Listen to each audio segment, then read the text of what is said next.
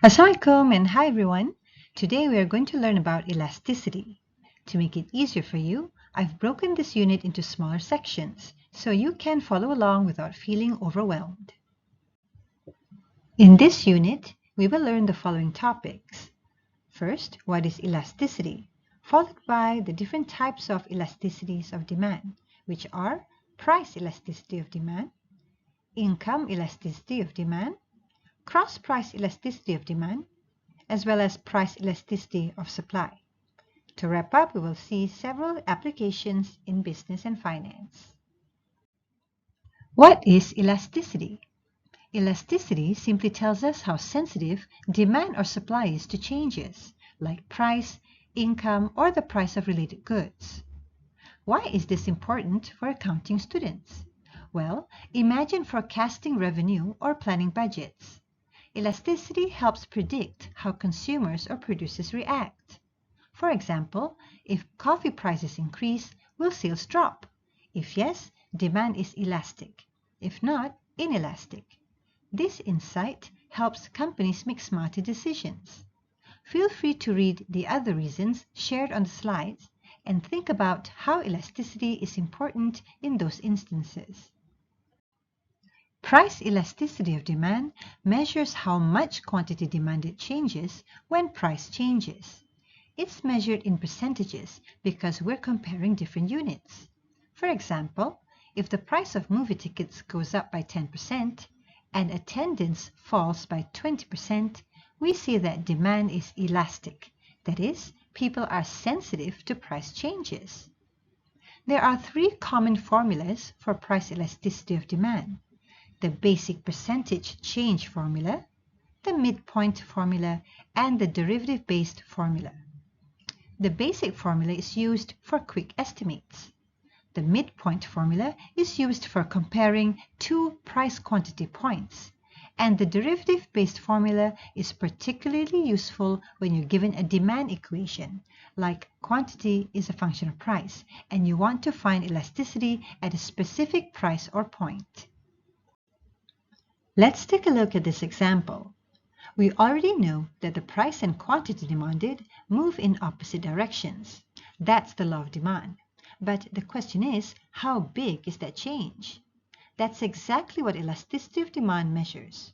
For instance, when the price increases from 5 to 6 ringgit, the quantity demanded falls from 600 to 400 units.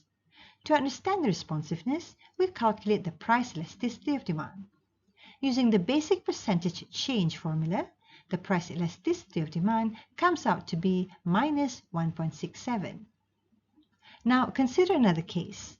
When the price increases from 2 to 3 ringgit, quantity demanded drops from 1,200 to 1,000 units.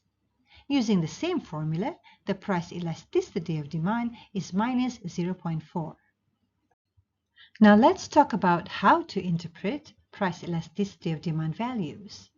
Price elasticity of demand tells us how consumers respond to price changes. If price elasticity of demand is greater than 1, demand is elastic, meaning consumers are sensitive to price changes. For example, if the price of branded clothes goes up, people might stop buying. If price elasticity of demand is less than 1, demand is inelastic, like electricity. Even when the price goes up, people still use the same amount. And if price elasticity of demand equals 1, that's unit elastic. That is, price and quantity demanded change at the same rate. Understanding these categories help us see how pricing decisions affect consumer behavior. Let's revisit this example. When interpreting price elasticity of demand values, always ignore the negative sign. It's there simply because demand slopes downward. Earlier, we calculated that when the price rises from 5 to 6 ringgit, the price elasticity of demand is 1.67. This indicates that demand is relatively elastic, which means consumers are quite sensitive to price changes in that range.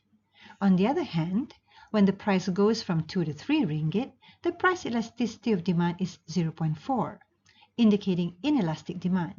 In other words, consumers are less responsive to price changes in this price range.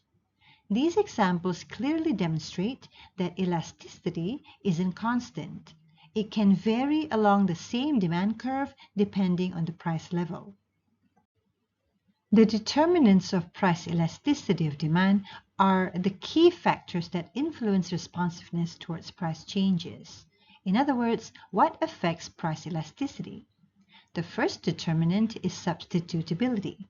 The more substitutes or alternatives, the more elastic is the demand. The second determinant is the proportion of income spent on the good. If it takes a big chunk of income, people are sensitive, so usually expensive goods tend to be elastic. The third determinant is time period. Over time, demand becomes more elastic because people have time to adjust. The fourth determinant is necessity or luxury. Luxuries are more elastic, necessities less so. You may try these exercise questions and check your answers in the file uploaded in the class website. Let's take a look at this real-world example of price elasticity of demand. Petrol is a necessity in Malaysia. Even if prices rise, people continue buying because they need it for daily travel. Plus, there are very few good substitutes around. So petrol is inelastic. But if public transport improved dramatically, the demand for petrol could become more elastic.